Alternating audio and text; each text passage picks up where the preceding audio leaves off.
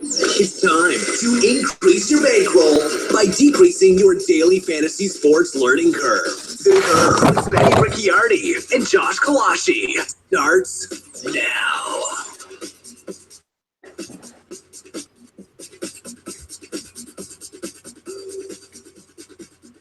Hey everybody, welcome back to another episode of The Curve here at rotocurve.com, where our mission is to help you accelerate your DFS learning curve and get you over that hump to profitability. My name is Benny Ricciardi. I go by BRich11 on all the daily fantasy sites, and I'm here with my partner and co-host, Josh Kalachi. How we doing this morning, buddy? Doing well. Another good day of baseball. We got 7 early games, 8 late. Talking about as always. The Orioles are finally playing today. I'm sure you heard about that. There's going to be no fans in the stands for that game. How eerie is that going to be?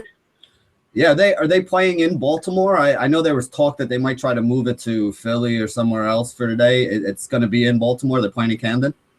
Yeah, they're playing at Camden Yards today at 2 o'clock, but there's going to be no spectators allowed. I believe that they're moving their weekend series to Tampa Bay to play those games against the Rays. But, yeah, there's going to be no fans in the stand today. I can't imagine. I know there's a hotel in left field you can watch from your room, but that's $300 to stand in that hotel room. I'm not sure where anybody's paying that. Hey, I actually live in the New York area, and I go to the Yankee games. It's $300 basically anywhere on the bottom level for me to get tickets. So that's not too far out. At least I get a bed in this one, so that might not be the worst thing. Yeah, that's the truth. So anyway, I know we're probably gonna concentrate mostly on the late slate for this show, but there are a lot of people who are playing early. Do you have any thoughts on the early slate? I think we still got about 20 minutes to lineup block or so. So anything you want to throw out there for people that might be playing that one? Yeah, if you are playing the early slate, you can fit in pretty much any hitter you want, especially on DraftKings. I haven't FanDuel much for the early slate, but on DraftKings, you can fit guys like Benny and I were just talking about early lineups today. You can fit anybody you want from the Tigers. You can fit the top couple players from the White Sox, anybody from Baltimore. With the prices of some of the pitchers, you can fit the hitters you want. So if you are playing that early slate, be careful because you may think you have a great lineup, so will everybody else. That's kind of the catch-22 to the low prices all across the industry. Yeah, I kind of feel like the pitching prices over on DraftKings for this early slate are cheaper than you would have expected for some of these guys. I mean, like you could put together some pretty stud pitching combinations. And, I mean, there really aren't any bad pitchers on this early slate. I mean, there's a couple guys who are obviously better than some of the other guys, but, I mean, I feel like everybody's kind of in play. I think you could almost use anybody and make a case for him this morning. It looks like, I mean, the pitcher that Benny's talking about for this early slate is you have guys like Samardzija, Andrew Cameron, Dallas Keuchel. Shane Green is actually the cheapest pitcher, but he has a good matchup. Pineda's been good, and he faces Tampa Bay. So all these guys are a lot cheaper, and most of the hitters are cheaper as well because some of these pitchers are good pitchers. And the way that the DraftKings algorithm puts their prices together all depends on those pitching matchups. So the early slate based on who's gonna score the most fantasy points. It's rare that happens, but you're gonna be fitting a lot of guys in. So, but yeah, that's all we're gonna be telling on the late slate for you guys. Give us time to do your own research and line up. So before we get into that, was there anything last night that you saw that stuck out to you, Benny? Well, there was a couple. One thing that I'm gonna toot Rath's horn here a little bit. About a week ago, him and I were discussing players on DraftKings, and one of the things that he had brought up to me was Denard Span, and he basically said to me, "Where do you think?" He was looking at the rankings from last year, the final rankings from last year. And he's like, where do you think Denard Span is on the list of overall outfielders? And I mean, Span, he had a good season last year. He's a high on base percentage guy. He hits pretty well, so he does get it. But he's not a guy who hits for power. A lot of his hits are singles and doubles. He'll steal a few bases, but he's not a huge base stealer. Scores a decent amount of runs on top of that order. So I said, I don't know, probably somewhere. I mean, he was asking me the question, so I figured it was higher than I would have guessed. So I think I said somewhere around like 40 or 50. And he actually told me he was a top 20 outfielder on DraftKings last year at the end of the season. So Rath was like chomping at the bit to use this guy. And I know he mentioned him last night in his DFS minute and his late show after lineups came out. And man, I'll tell you what, that was a hell of a play last night. I think he finished with like 27 DraftKings points, something like 16 FanDuel points. I mean, just absolutely knocked it out of the park last night. So I got to give credit where credit's due. I mean, Rath told me to, make sure this guy was on my radar, and I'm glad he did, because that worked out pretty well last night. Yeah, and actually, I'm looking at it now. Span had 38 DraftKings points yesterday. 38. That's just absurd. And to go along with that, Rath mentioned some other Nationals guys like Jose Lobaton and Dan Ugg. If you used the three of those guys yesterday, it's 103 DraftKings points with three players. Three players of that all cost below 4,000. So that's what you look at some of those guys that won big GPPs yesterday. There was a user named The Clone. He had all three of those guys. You're talking about 108 or 103 fantasy points for under 12,000 against your cap. That's big, and that's something that's going to win you a lot of money if you can able to pull that off. Yeah, like you said, got to give credit where credit's due. Michael Rathburn called that. Yeah, and that's basically that's like we always talk about. You got to hit on those lower price guys that you put in your lineup in order to fit in some of the studs. And I mean, even some of the guys on Atlanta, like last night, I had a lot of Przinski, had a lot of Nick Markakis. I mean, those are guys that were pretty cheap and got you pretty big scores yesterday. Even if you put in who's the shortstop who's hitting second? Andrelton Simmons for them. Yep. If you use some of those guys in your lineup last night, basically anybody in that game. What was the final score of that game? Like 14-12 or something like that? Yeah, 13-12. Yeah, everybody in that game was basically in play. If you used a lot of guys in that game on either side, you probably had a pretty good night last night. That was definitely a lot of points scored there. I mean, even some of the other games, I know I was watching. I didn't have anybody on Houston, so that last couple innings of that Houston game, when everybody at the top of the order just went double, double, double. Altuve hit a double, Valbuena hit a double, Springer hit a double. I was like, are you kidding me right now? I was just watching my my money won for the night just slowly trickling down with every one of those doubles and runs scored. So, there were some big. I mean, everybody was saying yesterday there were a lot of aces on the mound. Well, there were, I think, 6 teams that scored 10 runs last night. I mean, that's insane. That's crazy. Yeah, it brings us another point I was talking about, and I made a lot of really cheap tournament lineups yesterday just to kind of see how the day went. A little bit easier for me to just kind of look back, see some guys that just kind of went crazy. And I'm looking at all these players. Ellsbury had 23 on DraftKings. Josh Reddick, 23. Trello had 38. Nelson Cruz, who was a big play for everybody yesterday, at 18. Ricky Weeks hit a home run. Yesterday was a day full of aces, but yesterday was a day a lot of people won with hitting. I mean, there were still some good scores from the pitchers. Kershaw had 24. Sonny Gray had 26. Chase Whitley, actually, being value of the day pitcher with 19. But yesterday was a day that won with the bats, and it's funny to say that because it was a day that Kershaw pitched.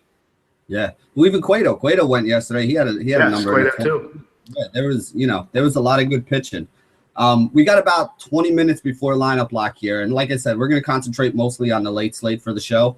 But Josh, real quick, top 2 pitchers today in the early slate. If anybody's throwing in a lineup in the next 20 minutes, I'm using Green and Pineda. Green against the Twins, Michael Pineda against the Rays. Those two have upside to strike out a lot of guys, and they have a matchup. And like we said earlier, with the hitting prices being low, those two literally afford you the best player at each position that's in the lineup today.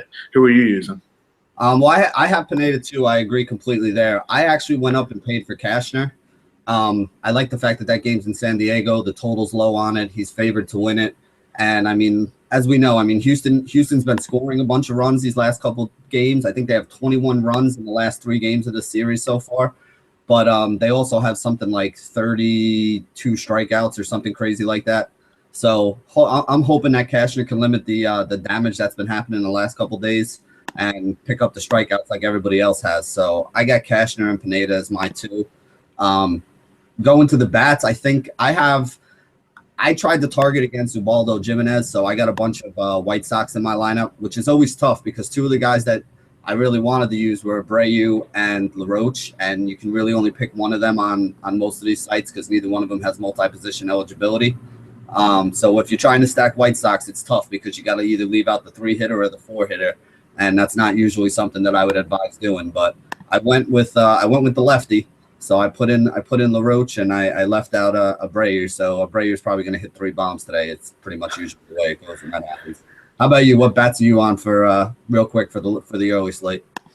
Just with the early slate, just only 5 games. I tried to target a stack that I like, and you can't really go wrong with the Tigers stack. In fact, that they're going against a handed pitcher who they don't really hit righties as well as they do hit lefties.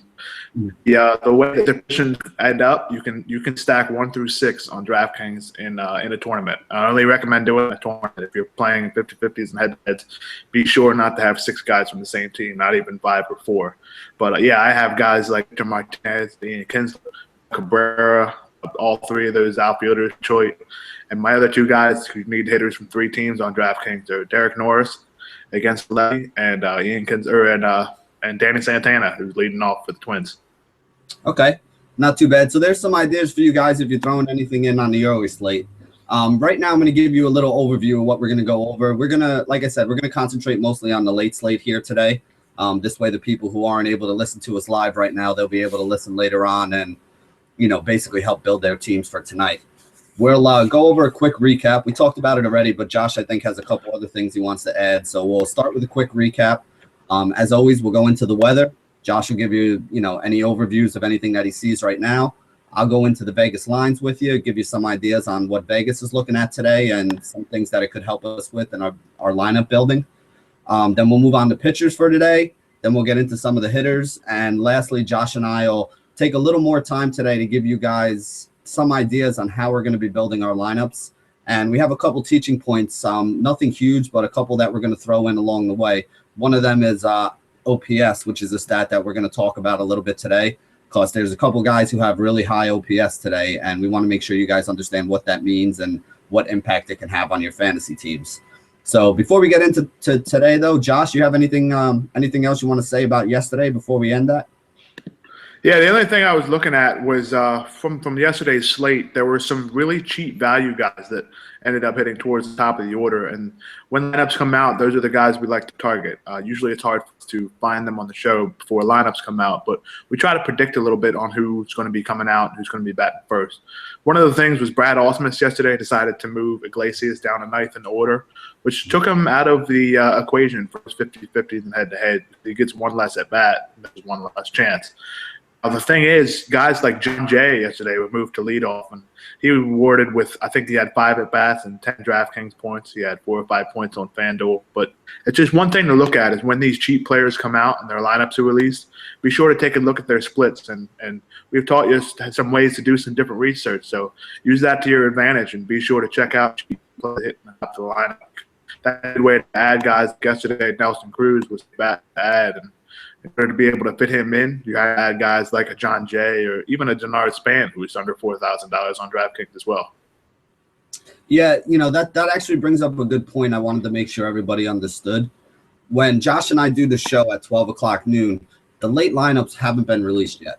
So we're basically banking on what we've seen in different situations before. So if you have a situation where you have a left-handed pitcher and a team usually uses a certain lineup against a lefty and a different lineup against a right-handed pitcher, if we know that there's going to be a lefty on the mound, like yesterday, we figured, both of us kind of figured that Iglesias was going to stay up in the 2-hole because he got moved up to the 2-hole and he hit pretty well out of that 2-hole with, Ghost hitting 9th. Because of the handedness of the pitcher, though, Brad Ausmus decided to switch it up. So he put Iglesias down in the 9-hole and he put Ghost back up to the 1 spot.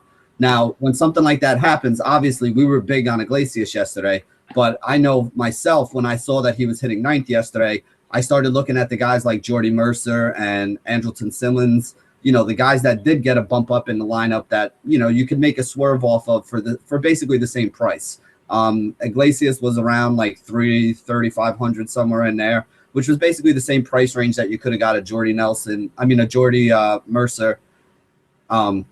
yesterday, or an Andrelton Simmons. So when you see that one of the guys that you were on gets a bad lineup spot, there are ways to look at the lineups and also make some swerves. So I actually had no Iglesias yesterday, even though we touted him earlier in the day, because I saw that he was hitting 9th. But I did wind up on Simmons, and that worked out pretty well because a lot of those guys towards the top of that Atlanta order had a pretty good day. So just keep that in mind. If you're watching the show, when lineups come out, there's always going to be some things that change or some things that we didn't anticipate. That's why it's a good idea to check back here and listen when Rath does that, DFS minute late in the day, because he'll give you some of those plays that, we might not have been on earlier in the day, or we might, like John Jay earlier in the day wasn't even a guy who was on my radar. But when lineups came out and I saw that he was hitting first, he made his way into a lineup or two here or there, especially over on FanDuel where he was really, really cheap. So if you wanted to get in, a Nelson Cruz yesterday, or if you wanted to pay up for a Kershaw or a Cueto, you really needed a guy like that in order to make it work. So that's just something for you guys to, to keep in mind. When lineups come out, everything can change when lineups come out. If guys get a better spot in the order, just makes them a better play. If guys get a worse spot in the order, it's something that you really have to consider whether or not you still want to use them that day. But let's move on to today. Josh, do you see any potential weather issues that we need to keep an eye on for tonight?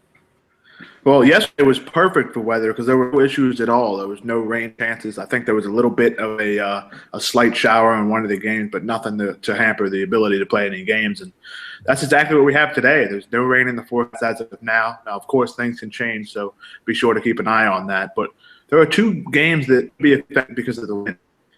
Los Angeles of Anaheim and California, whatever their name is now, traveling to Oakland to play the A's, and that game has 10-mile-an-hour winds blowing straight out. So some of those big power hitters, especially on the side of the Angels, might be somebody to target today. Now the other game is the Pittsburgh Pirates against the Chicago Cubs.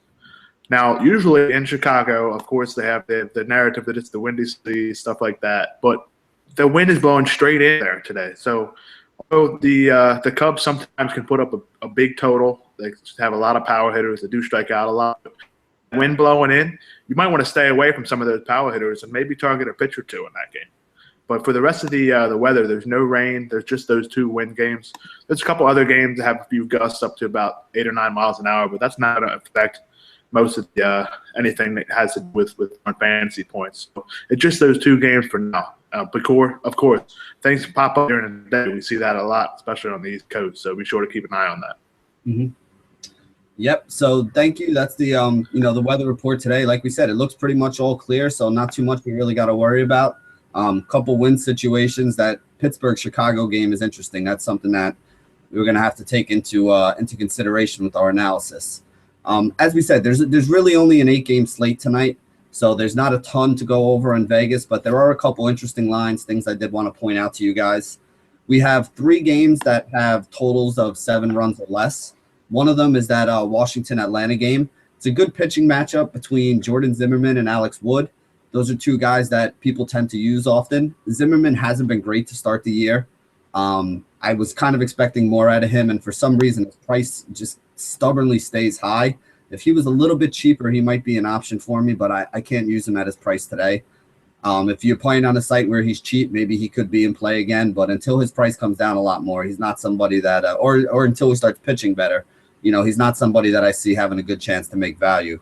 Wood is interesting. I know Josh is on him. We'll talk about him a little bit later.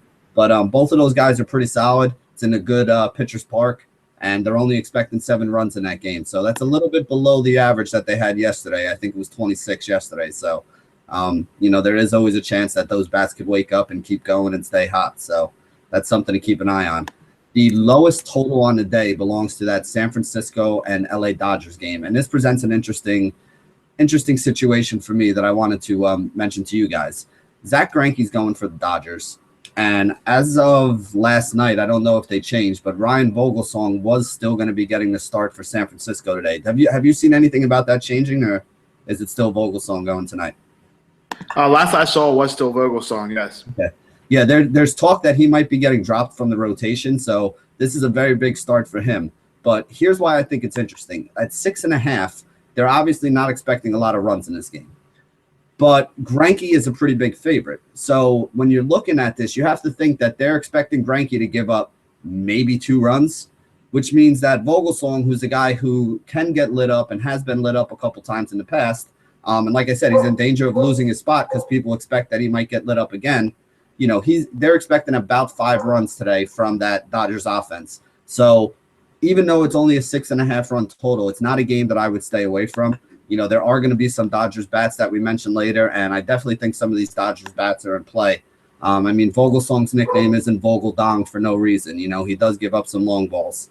So when you're looking at this game, like I said, you look at it and you might say to yourself, oh, well, Vogelsong makes a good start, 6.5. No, Vogelsong does not make a good start. If anything, it makes Greinke an even better start today, because you got to be expecting that Vogelsong is going to give up a couple runs. So if Vegas only has it at 6.5, they must be expecting Greinke to kind of do a number on that San Francisco offense.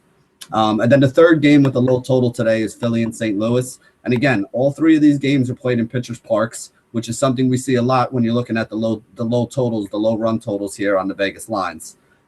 This is a decent matchup. Carlos Martinez is on the mound. Aaron Harang, who's been pitching pretty well so far for Philly. You really can't complain if you're a Phillies fan about what he's given you so far. So they're only expecting 7 runs in that one too. Martinez has been great to start the season. He looks phenomenal, and he'll be a guy that we talk about a little bit too when we get to the pitcher section. There's really only one game today with a huge run total for the night slate, and that's the Colorado-Arizona game. 9 runs are expected there. So that's one where you can pretty much target guys on both sides from what I'm looking at from this game. And I know they put up a couple runs last night. I know that Arizona stack helped a buddy of mine, Boggs Light, make it to the FanDuel Championship last night. So congratulations to him. Boggs is Boggs is a good dude. He's one of the guys that you like to see do well in this industry. He's a good guy. So I'm happy for him. Hopefully he takes home $1 million when he gets out there to Vegas for that one. Going on to the favorites, the biggest favorites on the mound tonight, you got Greinke at -180 and Carlos Martinez also at -180. So those are the two guys that Vegas really expects to put up the win tonight. Again, we got Greinke going against that San Francisco offense, Martinez going against that Philly offense. Both of those offenses have struggled a little to start the season. So both of those guys make sense as big favorites. Felix is only a -165 favorite. I say only, basically though, -165 still makes him a pretty big favorite. They're still expecting, giving him about a 60% chance to win that game today. So he's he is third on the list. So he's another one of those guys who definitely you gotta look at and you gotta consider. And the last guy to me I was a little surprised with, and that's Jordan Zimmerman. Zimmerman's a -130 favorite, so he is favored, but he's not a slam dunk lock to get the win today. But he is the other guy that we wanted to mention with it all. But speaking of some of those pitchers with those high run total, with those high money lines. I know Josh is a big fan of somebody who I'm a big fan of as well. Just so you guys know, it's Felix Hernandez-Oleo Day again. So, Josh, you want to tell people why we like King Felix?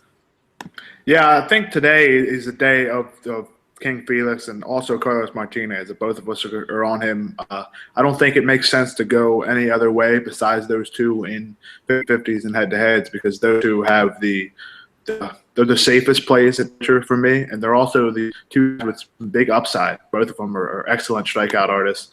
If you're in the chat right now, Michael Rathburn just put out a stat about Carlos Martinez's changeup, and this is courtesy of Rath. He said that Carlos Martinez's new changeup is generating over 20% whiffs, which they're swinging and missing 20% of the time, and that means he's given up just one hit, and they're batting just 0.63 against his changeup. And as Rath detailed, he has always been a two-pitch guy, a slider, a fastball, and he hasn't had that third pitch that goes away from lefties, and that's exactly what a changeup does. That's just another thing to his repertoire. That's why he's been so good. So, and to that end, as a strikeout pitch, it's big because the only thing the Phillies offense can do is it doesn't strike out.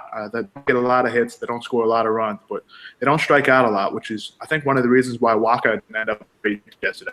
He didn't have many strikeouts. Martinez is a guy that can strike a lot of guys out. Obviously, Felix Hernandez is Felix Hernandez. He has the best matchup for me against Texas, who I think are hitting under 200 against righties. They're striking out a lot. And that bottom five of that really can't do too much against any pitcher, let alone the guy who's probably the best righty in baseball. Benny, what else do you have on King Felix and Martinez for today? Yeah, well, I mean, King Felix is basically self-explanatory. You guys know why you want to play him. The only question you have to ask yourself with him is whether or not you think he's going to make value at that price.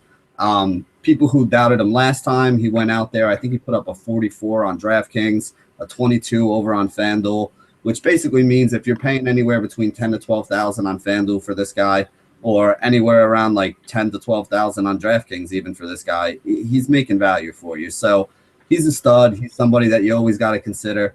When he has a good day, if you don't have him, you're going to lose. When he has a bad day, if you have him, you're probably not going to make the money. But you know what? You can still make your money in 50-50s, like we say, with a guy like that, even if he has a bad day, because I expect him in 50-50s and in these cash games to be 60-70% owned. It's just who he is. I agree with Josh on Martinez. Here's some numbers on Martinez. Martinez is one of the guys that I'm using almost everywhere today. In my cash games on two pitcher sites, he's definitely one of the guys I'm using. In 3 starts this year, he's pitched 6, 6, and 7 innings. He's given up 6 base runners, 5 base runners, and 6 base runners, 2 earned runs, 1 earned run, and 0 earned runs. And all 3 of those earned runs are on solo home runs. He's given up 3 runs so far this year as a starter, and all 3 of those runs are on solo shots. And that goes along with what I was saying about the base runners. Is this guy limits base runners? He doesn't let a lot of people get on base, and you can kind of live with that. There are a couple pitchers in the league who have been very successful that have pretty much the same formula, where they don't let a lot of guys get on base, and when they do get tagged for home runs, they're solo shots. So if you give up 1 or 2 solo shots, that's still only 2 runs. You can still get a quality start out of that, which Martinez has done in all 3 games so far. In his 3 games, he struck out 8, 4, and 8 batters. He does get the Phillies today, which, as Josh mentioned too, the Phillies are last in the league in runs scored. They're 3rd to last in the league in batting average, but they're 24th in the league for strikeouts. So they do not strike out a lot. They put the ball in play. They may be a lot of weak grounders or, shots right to people, lazy fly balls, but they're not a team that strikes out a lot. So it does limit the upside of some of the pitchers that you would take against them. But again, the thing that I like a little bit more about Martinez today than I like about Wacha is, especially on DraftKings, Martinez is pretty cheap. He's only 7,700. Wacha was like 8,400 yesterday. Now, I also want to mention that I will not use Martinez on FanDuel today. I don't think it's a good idea to use Martinez over on FanDuel because he won't have a lot of those strikeouts. He has been pitching deeper into games, but he's probably only going to go about 7 innings. So if he goes 7 innings today and he gets 6 strikeouts, or actually he would need 7 innings, 7 strikeouts, and a win to get to 18 points if he doesn't give up any runs. You got to figure maybe he gives up 1 or 2. So you're basically looking for a guy today who you're going to need to go 7 innings with 7 or 8 strikeouts if he gives up 1 or 2 runs in order to make value at the price that he is on FanDuel at 8,500. If he was a little cheaper, I could use him over on FanDuel, but I don't think that that's a great idea. But if you look at him on DraftKings now, and this is what we say sometimes when we're saying you got to think about how the guy's going to pitch and what his projections are, and try to come up with a number that you think makes sense for him, and then look and see if his price makes sense at that number. So if he does go 7 innings today, which is about what he's done in his last couple games, and he winds up with, let's say, 5 or 6 strikeouts because the Philly doesn't strike out a ton today, and he picks up a win over on DraftKings, giving up 2 runs, he's going to get you about 22 points. And at 7,700, that's about 3 points per $1,000 of cost, which is around what you need if you want a final score of 150. So I definitely think he's a little bit more in play on DraftKings. I wouldn't use him at all on FanDuel. But to get back to it, the other guy who I do like on FanDuel that we haven't talked about yet is Zach Greinke. And most people look and see that San Francisco Giants team. That San Francisco Giants team is not hitting very well to start the year. They have a couple injuries. Hunter Pence, who's a big bat for them, isn't in there. There's guys who they had, they're moving up guys like Matt Duffy and Joe Panic and putting them in the 2-hole. Those guys are great if they're hitting in your 6, 7, 8 spot in the order. But in the 2-hole in the order, you would think that a World Series contender would have some better bats that they could throw in there, to try to get it going. Even a guy like Angel Pagan. Angel Pagan is now their 3-hole hitter. Posey's hitting in the 4-hole. They got guys like Casey McGee trying to protect Posey in that lineup in 5th. If you look at their numbers, they haven't been doing all that great this year. So I definitely think that Greinke is in a good matchup there. As we mentioned earlier, when you see that 6.5 run line on that game, they're only expecting Greinke to give up about 2. So the other 5 runs are going to come from, the Dodgers, who they expect to get the Vogelsong today. So Greinke is another guy who I think you can definitely use. I like him over on DraftKings. I wouldn't use him because I'd rather pay up for King Felix. It's not that much of a difference. But on FanDuel, I definitely think he's somebody who's in play, especially if you're playing in tournaments, because most people are going to pay up for King Felix today. So Greinke, who has, I think, a very good matchup on the day, could be that sneaky guy that you pick that gets you a little bit more bang for your buck and, allows you to fit in, maybe fit in that $4,000 bat in the outfield or at third base or something today, as opposed to having to take one of those cheaper $3,000 guys and, might give you a little more upside in your lineup. So as far as I'm concerned, Martinez on DraftKings is a definite play. Greinke over on FanDuel makes a lot of sense to me, and King Felix anywhere you're playing is somebody who you can put in there.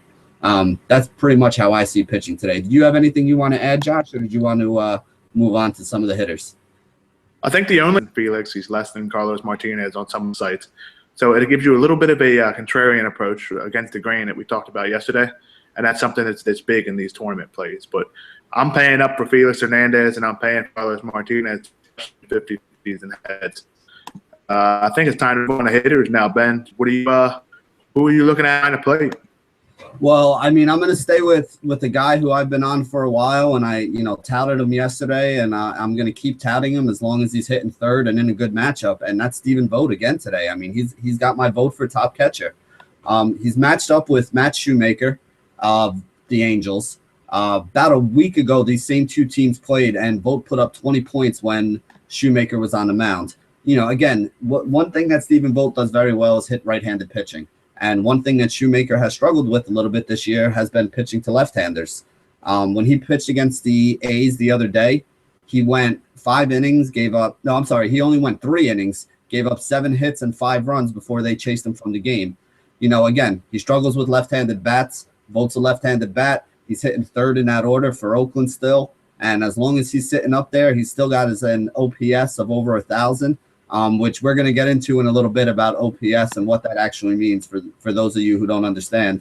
But needless to say, a guy who has an OPS above 1,000 is very, very good. I mean, that makes him an elite hitter so far in this league. And I feel like his price is probably the cheapest of any one of the guys who have an OPS up there at that range. So he's an elite hitter who you're probably getting at kind of a discount because of the position he plays. And since it's a tough position to fill, I think this guy's almost a no-brainer whenever he goes up against a right-handed pitcher. Brings to my catchers, also another left-handed hitting catcher that's being in the top 4. It's A.J. Pierzynski. Keep an eye on that Braves lineup because he did a lot of innings today, but they were very long innings as well with all of those runs being scored. But if A.J. Pierzynski batting 4th again, I'm rolling him out there in my lineups.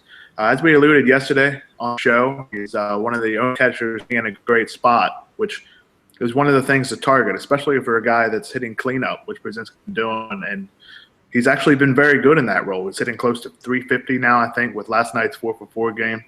And he's facing Jordan Zimmerman. Now, Zimmerman has been rated as one of the top pitchers in the game, but I think he's a tad overrated based on some key numbers.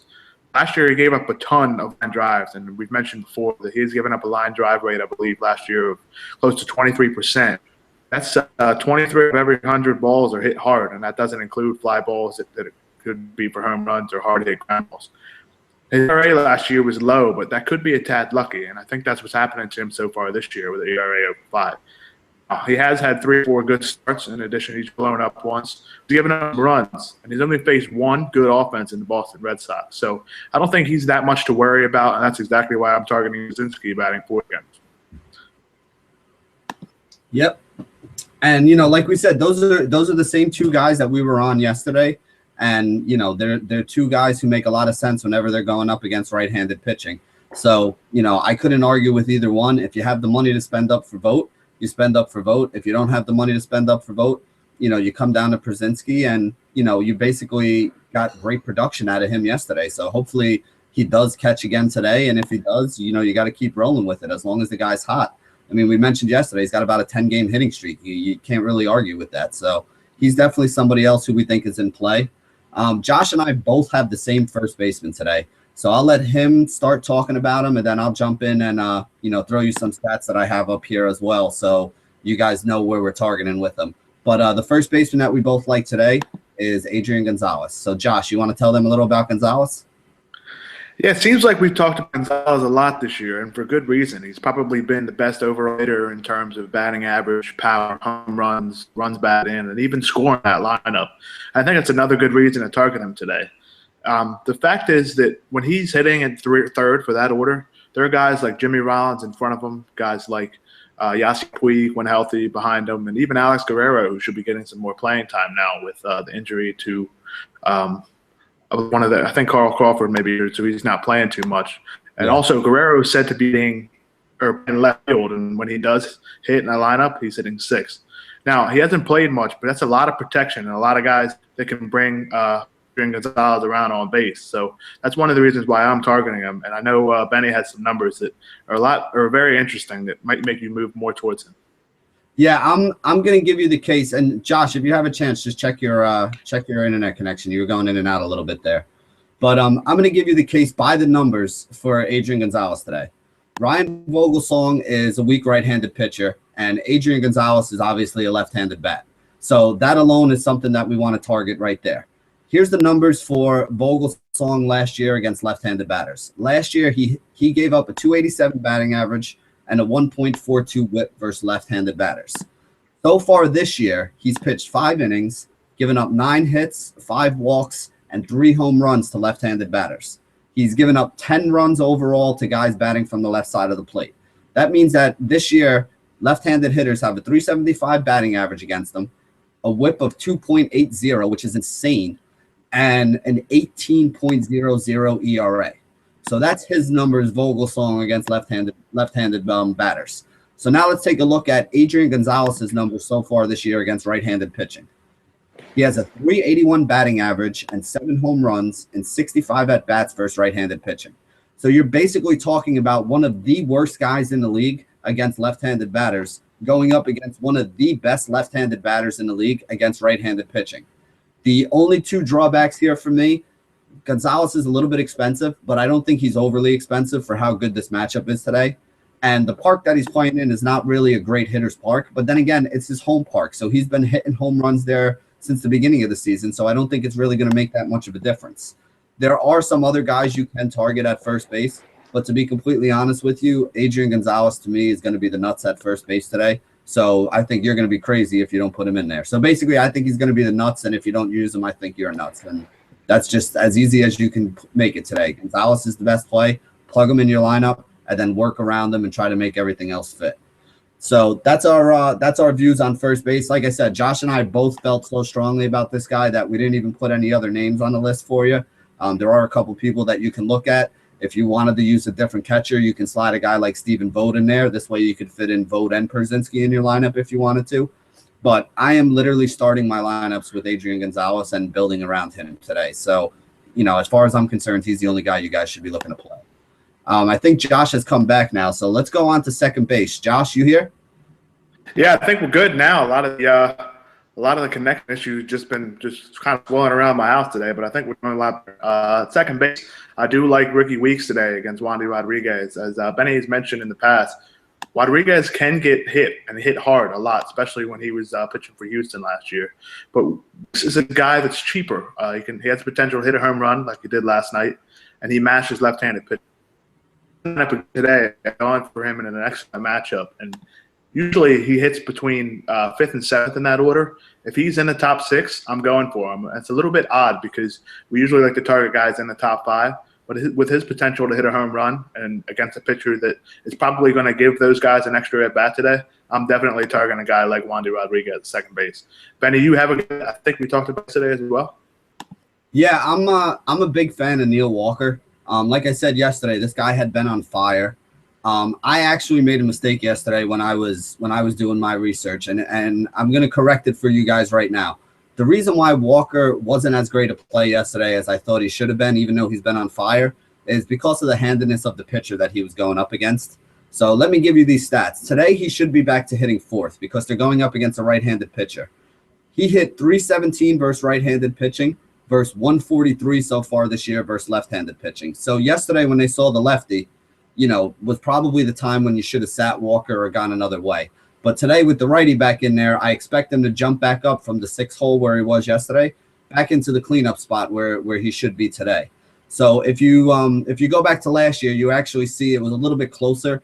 He was 270 against right-handed pitching last year and 280 against left-handed pitching. But if you go back a couple other years, 2 or 3 years back, you'll see that his splits basically Walker's a switch hitter. So he hits from both sides of the plate. But when he goes up against right-handed pitching is really where he seems to excel. So, again, today he goes up against a right-handed pitcher, should be hitting 4th. And like we said yesterday, one of the teaching points that I wanted to go over with you guys today and make sure you understand is something that we've already seen at catcher, and we're going to see it right here again at second base. There are certain positions where there's not a lot of guys that have good lineup placement. If you think about the catching position, you have guys like Buster Posey, who hits cleanup, Vogt, who hits third, Perzinski, who hits fourth. Excuse me. Mesoraco's a guy who hits fourth or fifth when he's healthy. You know, there's basically only a handful of catchers in the entire league. You know, guys like Brian McCann, you know, even a guy who used to be a pretty solid hitter like Yadier Molina seems to be getting pushed down in the order. For those of you guys who just had your lineups locked for the early lineup lock, you'll notice that today catcher was pretty much accessible. Everybody that you could have used today is either hitting 6th, 7th, or 8th in that order. So that there's really not anybody who's in a good lineup placement. You know, catcher's one of those positions, and as we said the other day, shortstop and second base are two of the other ones.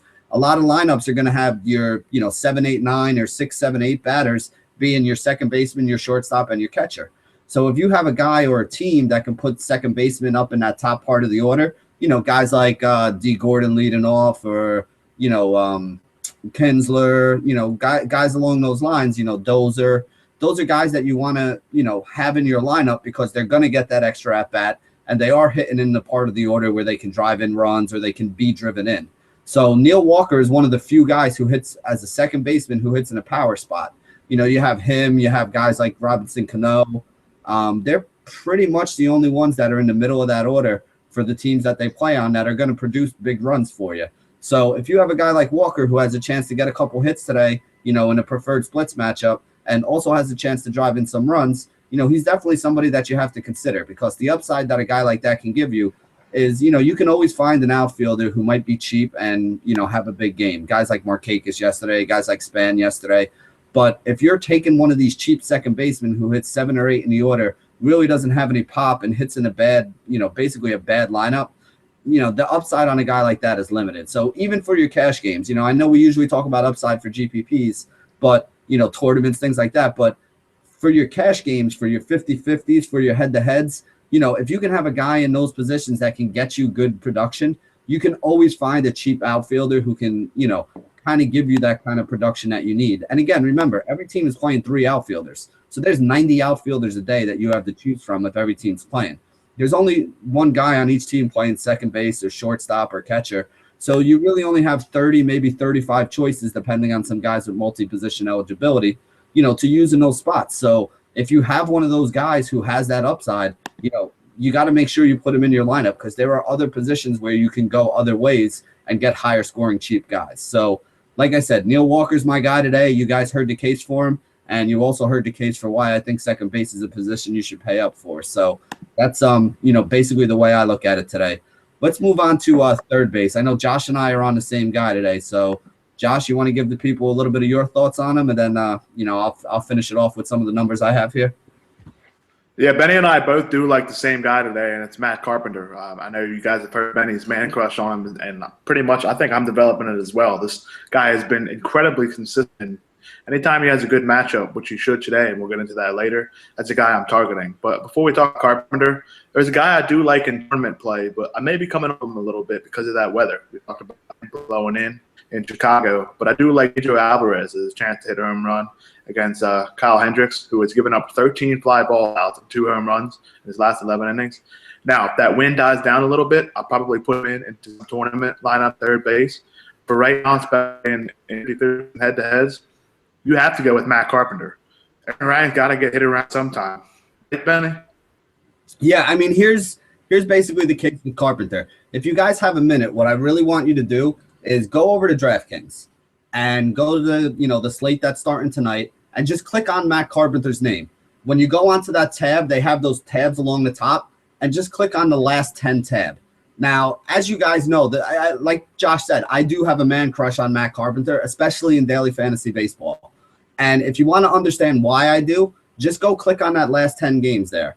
You're going to see one DK score of 2, one DK score of 8, and I think 1 of 5. And the other 7 games, he had double-digit points in each one of those games. So here's a guy that's putting up 12, 18, 17, 23, 10, 8, 5, 10, 2. I mean, if you can get a guy, he's basically averaging close to 13 DraftKings points a game. Now, again, we said before, when you're putting together your lineup, I like to try to get to 120. If I can get to 120, I feel like I'm going to win. I'm going to double up all my double ups every day, and I'm going to be right on that cusp of getting into the cash and the big tournaments. And you never know, if one or two of those guys has a big day for me, I could be well above and, really high up into the money. So if you got a guy like Carpenter who's averaging about 13 DraftKings points a day and is costing you a little bit over 4,000, to get to 120, you need 2.4 points per $1,000 of cost. So that means that you basically need to get about 10 points out of Matt Carpenter. Well, Carpenter has got you at least 8 points in 8 of his last 10 games. So if you can get a guy who's going to get you close to that threshold, like I said, there's a reason why I play Matt Carpenter almost every single day when I make these lineups, and that's part of the reason for it. Now, the other thing I wanted to mention with Carpenter is they're kind of messing around a little bit with that St. Louis lineup. Jason Hayward hasn't hit a lick so far this year, and they dropped him from the 2-hole behind Carpenter all the way down to like 6 or 7 last night, and they moved somebody up in the order to be the leadoff man and John Jay, and they put Carpenter hitting second now.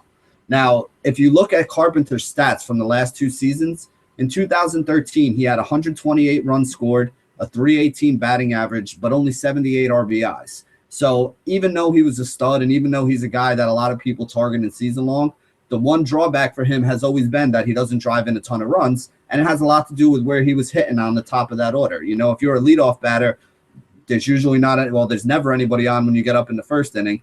And a lot of the times, the pitcher makes the last out of an inning. They pitch around the 7 and 8 batters to get to the pitcher. So he has a lot of times where he leads off with nobody on base.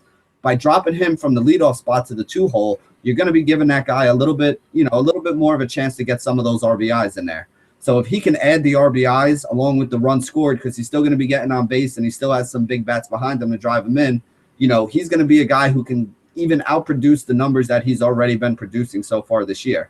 If you can add a couple more RBI opportunities to a guy who basically gets you 8 to 12 points a game, well, now you might be jumping that up to 12 to 15 points a game. So unless his salary jumps up above 5,000, which I don't think Matt Carpenter's salary will ever get up above 5,000, he's just not that big of a flashy name that a lot of people know. I mean, this is a guy that I've been telling you to play all season, and I think you got to keep playing him. He's just too good. His price is too good, and his consistency is just too good for you to ignore him at third base, especially when he goes up against a right-hander and is in a pretty good matchup. I mean, it's basically, as we said the other day, he checks off all the boxes, so there's no reason for you not to put him in your lineups today. So that's basically who we like at third base. I'm using Carpenter in cash and GPPs. I got him everywhere. I'm not even, entertaining the thought of using any other guys at this point in time. So if you're wondering who my favorite play today is, it's definitely Matt Carpenter. But let's move on to shortstop. As we said before when we talked about Adrian Gonzalez, Brian Vogelsong's the guy that we're going to be targeting a lot today. So I know Josh has a shortstop that he likes against Vogelsong. You actually, there's 2 shortstops eligible guys you can target against Vogelsong today. Do you want to talk about one or both of them?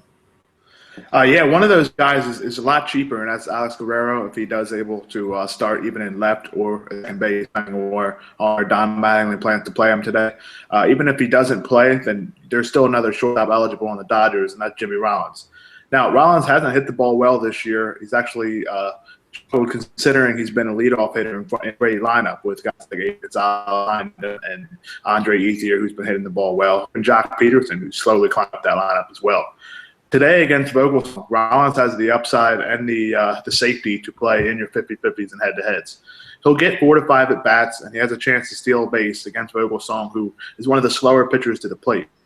Now, we always talk about guys that can steal bases, and anytime there's a left-handed pitcher on them, it's hard for a guy like Rollins to steal a bag.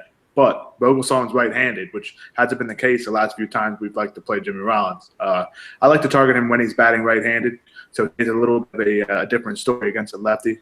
But if he can go on base once or twice, he can steal a bag and score a few runs with guys like Adrian Gonzalez behind him. And at his price, he's a good play in order to afford some of the more expensive bats, which we talked about before at first base, maybe even at Carpenter or some guys in the outfield. And do you have a shortstop that can steal bases as well? Well, I mean, I guess he kind of can, but the thing that I like about the shortstop I'm using today is he has a little bit more power. And the shortstop that I'm on, the shortstop that I'm on today is actually Ian Desmond. Desmond is basically a guy who hits a little bit better against left-handed pitching, and he's going to be seeing a left-handed pitcher today, and Alex Wood. Now, some people really, really like Wood. They think Wood has a great upside, and I don't disagree. I think that he does have some talent, but I don't think that he's been able to put all that talent together yet. He has been prone to getting lit up a couple times last season. So far this season, he's been solid if unspectacular, and I definitely think that some of these right-handed bats from Washington might have a chance to get to him a little bit. It's not the greatest ballpark that they're playing in, but again, Desmond has now been moved up in the order. When he was hitting 5th or 6th, he wasn't a guy that I was really on, wasn't really a guy that I'm going to be using. But lately, he's been hitting in the 2 hole. So he's got guys like Zimmerman and Harper and, Zimmerman, Harper, and Worth that are hitting right behind him. So he's got guys that can drive him in. Again, like I said, he does have that a little bit of power, so he can go yard. And as Josh alluded to, he's also able to steal some bases. So he's one of those guys that can stuff a stat sheet for you. He can score across the board. He can get you hits. He can score runs. He can drive in some runs. He can hit a home run. He can get some stolen bases. So there's a lot of ways that you can get fantasy points with a guy like Ian Desmond. And when Desmond is hitting in that 2 hole, I definitely think that improves him as well. I don't think his price has really come up to reflect it yet. So I think that Desmond is definitely a safe option that you can look at, at shortstop today. Again, he is a little bit pricey. The other guy who I might be on, depending on if he gets in the lineup or not, is Alex Guerrero, that second shortstop eligible player from the Dodgers. For those of you who don't know, this kid Guerrero, but he's actually not a kid. I think he's about 27, 28 years old. He's been around the league for a little bit of time right now. But so far in the last week, he's basically hit 3 home runs in his last 10 at-bats. Now, if you got a guy who's that hot, again, some people will argue that hot and cold means nothing in baseball. There's, no statistical evidence to prove it. But you know what? If you were riding guys like him and Jimmy Paredes last week, you probably made a pretty good amount of money. So when you're looking for guys that you can, put into a lineup, Guerrero is one of those cheap guys that will allow you to get some of the bigger bats in. Some of the bigger bats that we're going to talk about right now in the outfield. So, Josh, you want to start us off with some of those big outfield bats? First, apologies for the connection. I have some maybe have like Juno or Netscape issues going on right now. Can't seem to get a great connection, but I think we're on right now. I'm targeting the Rockies left-handed outfielders today in Dickerson and Carlos Gonzalez.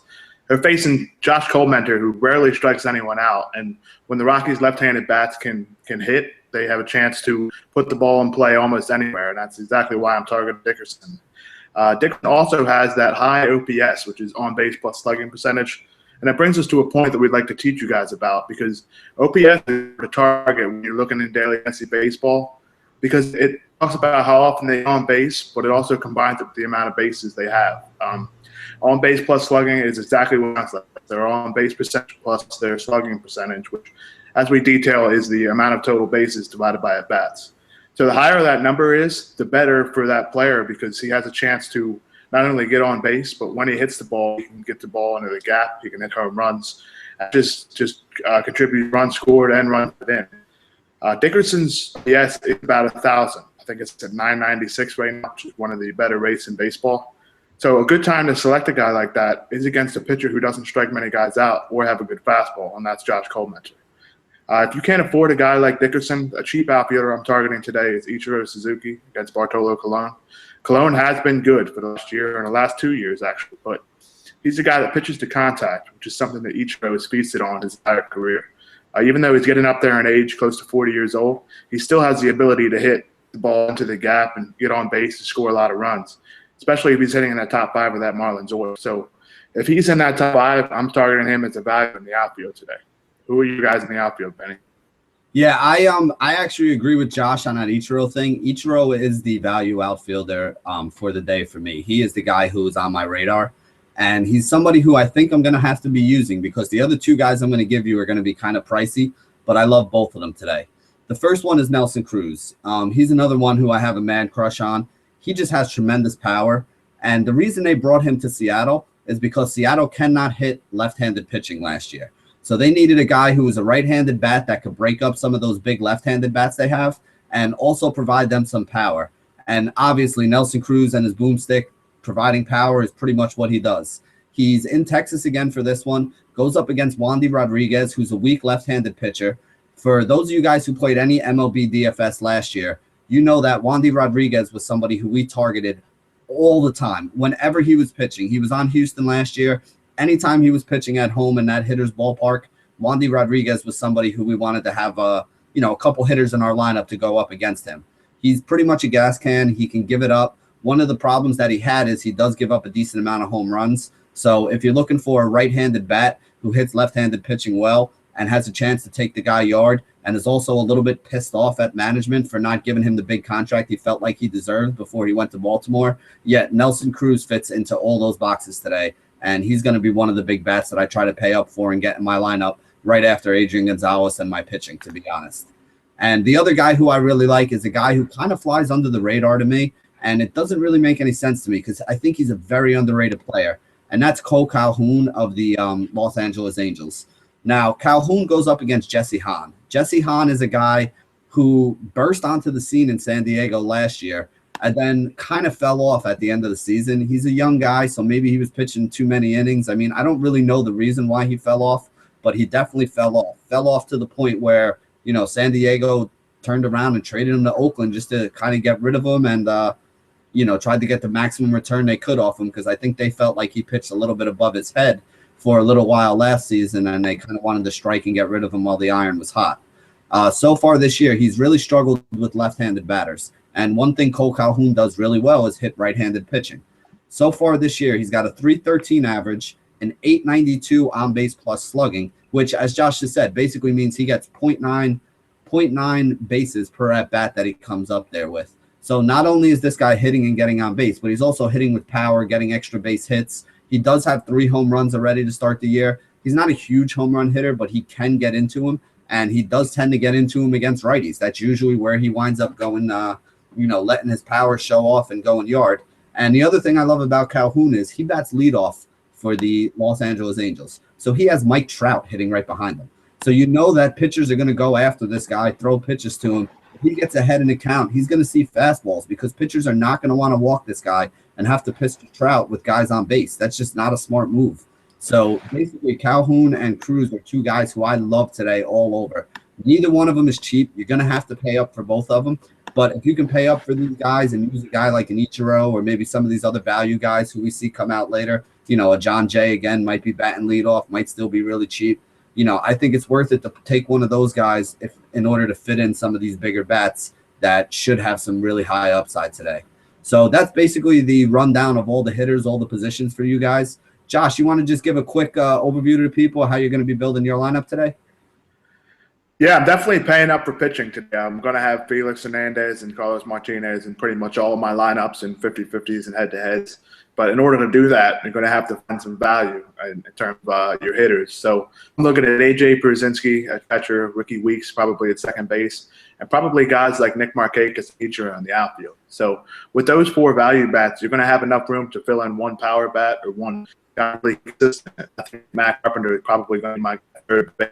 And targeting guys, I just said, like Cole Calhoun in the outfield. So that's how I'm going to be building my lineups for today. And I think today is the day that you have to pay up on pitching. It's key in your 50-50s and your head-to-heads. And Benny, that's what you're doing too as well, right? Yeah, I mean, like I said, Adrian Gonzalez is the first bat I've been putting in most of my lineups. And then after that, I've been going on to the pitching. I like Carlos Martinez because he's been able to give me a little bit of salary relief. I've been pairing him with King Felix a lot, especially on DraftKings. Over on FanDuel, I've actually started with Greinke and Gonzalez and then kind of built my way around it. It's not easy to fit in all these power bats. I do like Nelson Cruz a lot. I do like Cole Calhoun a lot. But if you put Calhoun and Cruz, that's $10,000 on DraftKings. You throw in Adrian Gonzalez, you're up to 15. Then you put your pitching and everything in there, and you're really not leaving yourself a lot of money left over to, you basically have $18,000 to fill out 5 other positions. So you're looking at like $3,400 for each position. So you are going to have to find some of those cheap guys. We mentioned a couple of them already, guys like an Alex Guerrero, guys like an Ichiro, guys like a John Jay. These are the kind of players that you're probably going to have to put in your lineup tonight, in order to be able to fit in some of these studs that you want to fit in. But again, pitching is so important in daily fantasy baseball. There's a couple good guys tonight that you really want to have your eyes on, you really want to target, and those are going to be the guys that I'm going after too. So that's going to wrap it up for us guys for today. We will be back Friday at noon as we always are here on RotoCurve. You can join us. You can reach me on Twitter at BennyR11 or my partner, Josh Kalachi, just how he spells his name down there, Josh Kalachi, at Josh Kalachi on Twitter. And, for Benny Ricciardi and Josh Kalachi, this has been The Curve. Stay classy, DFS, and good luck tonight, guys.